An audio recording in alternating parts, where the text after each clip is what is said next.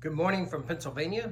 It's a beautiful day after all the rain we've gotten, much needed. I'm sure the farmers appreciate it. Been a while since I did a video, but I was talking to Historical Board Gaming just yesterday, and it seems long overdue. So, playing a game of Global 36, version 4, simplified. And I'll explain what that means in a minute, but we got 3 players. I'm playing the Axis. 2 good friends, neighbors playing the Comintern and Allies. Going to have a much larger game in November, so in some ways we're play testing this. Well, just to give you an idea where we are, Germany just took Paris, and Spanish Civil War is done with fascists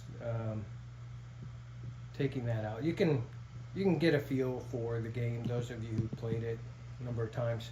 Version 4 simplified is simply this. We've taken the 150-page rule book, knocked it down to about 75.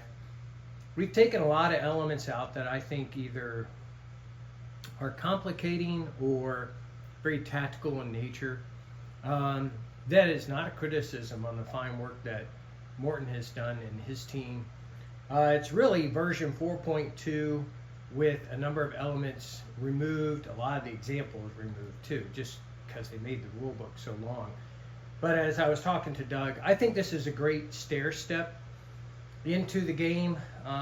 It still includes terrain rules and the things that you would say were all the good stuff that from version 2 on, and it has a lot of the wonderful elements that come from version 4.2. It just took out some of the items that I think are very tactical in nature or may just maybe overly complicated. So that's where that is. The other thing we're play testing I'm kind of excited about is innovations. Now I've worked on a number of games. You can see the IPP chart and where we currently stand. I worked on a number of games for other companies, and one of them includes doctrine and other innovations kind of go beyond the tech chart, and you can see it there. And essentially, very simple mechanic. It's like a 2-page rule book with a chart that's about the same size as the technology chart. But here we are on turn 9, late 1940, and you can see the technology. It has exploded, and that's because you can invigorate your technology. You can use spying.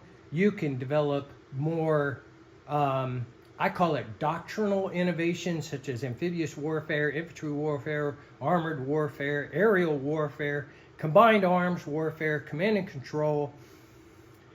It's costly, 10% of your income, which, you know, somebody said, well, that should give the Italians a lot of advantage. And it does look like that, except that 10% is still 10%, and you've got other things to spend money on. But to just give you an example, spying and intelligence reduce the requirements for technology roles, and then at this level allows you a free technology every single turn.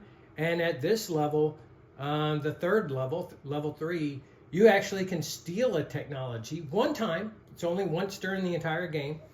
But the previous levels are still available to you. I mean, it's like you progressed in your ability to do spying. And so, you know, it helps. Obviously, it's led to some of the changes in the technology chart. Anyways, I like it a lot. I think it's proven itself.